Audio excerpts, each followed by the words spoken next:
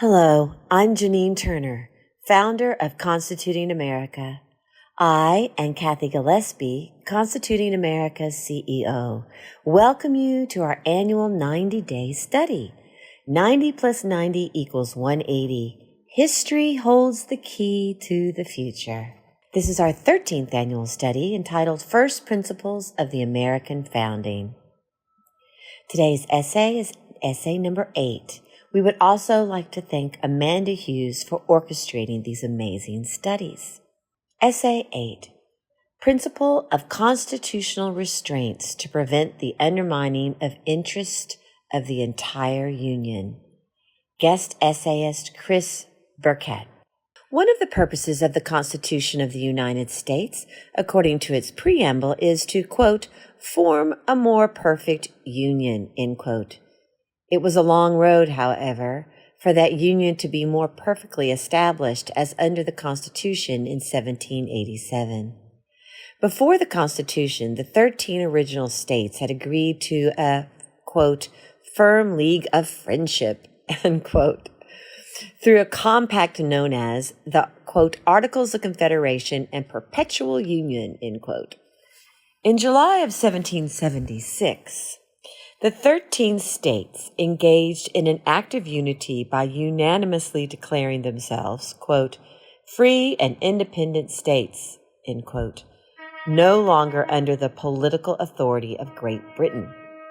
Prior to that, in 1774, the 13 American colonies took the first official steps toward becoming a formal union through the Articles of Association, which established the Continental Congress and put them on the path to independence.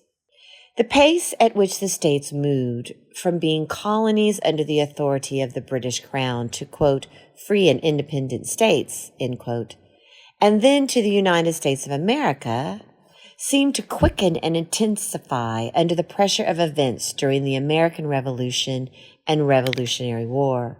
But for decades prior, many Americans had been attempting to establish a formal union between the British colonies and America, primarily for purposes of mutual defense and the protection of British economic interest among the American colonies. These early efforts ultimately made it possible for the states to formally unite as the United States of America. It was not an easy road, however, as many colonies saw their habits, manner, and economic interest as quite different from those of the other colonies. Pulling these vastly different peoples together as one would be a long, arduous task. One man who made great strides in uniting the colonies for purposes of mutual defense was Benjamin Franklin. In his autobiography, Franklin writes of a plan of union he had proposed in 1754, anticipating an approaching war with France, which did eventually become the French and Indian War of 1754 to 1763. The British authorized a Congress of Commissioners from the colonies to convene in Albany, New York, to discuss defensive preparations. Franklin took the opportunity to draw up a more extensive plan by which the colonial defenses would be administered by a general government of the Union. Quote, I projected and drew a plan, end quote, Franklin wrote, quote, for the union of all the colonies under one government, so far as might be necessary for defense and other important general purposes.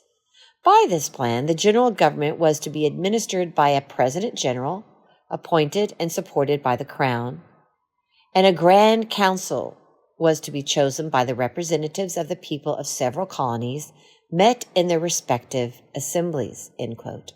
Ultimately, Franklin's plan was rejected by the colonial assemblies because under it the British retained too much political authority over the colonies, and by the British because it seemed to grant too much independence and self-government to the colonies.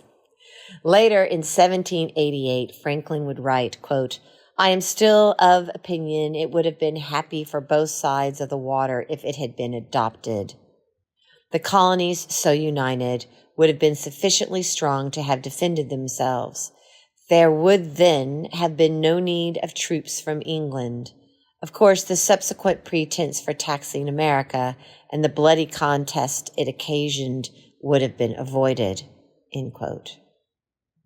Despite the failure of Franklin's Albany Plan of Union in 1754, it had an important impact on the public mind of American colonials. Franklin, as a well-known and highly respected public figure, was now identified as the leading advocate of colonial unity, inspiring others to consider the possibility of formal union in the future. Furthermore, to promote the Albany Plan, Franklin introduced one of the most important symbols of the American Revolutionary period in his famous, quote, "Join or die," end quote, slogan under the image of a snake cut into 13 pieces. Franklin designed the image and published it in his widely read newspaper, the Pennsylvania Gazette, on May 9, 1754. Almost 2 decades later, as the acts of the British Parliament became more unjust and oppressive in the eyes of the American colonialist in the 1770s, Franklin's, quote, "Join or die," end quote, image was revived and inspired many people to join with the Patriots, thus making possible the union that eventually emerged from the American Revolution. Christopher C. Burkett is Associate Professor of History and Political Science and Director of the Ashbrook Scholar Program at Ashland University. Thanks for joining us today for this wonderful study on American principles. Don't forget to check out last year's study, which is about American exceptionalism defined. It's a wonderful study. And please spread the word, and we look forward to seeing you again tomorrow.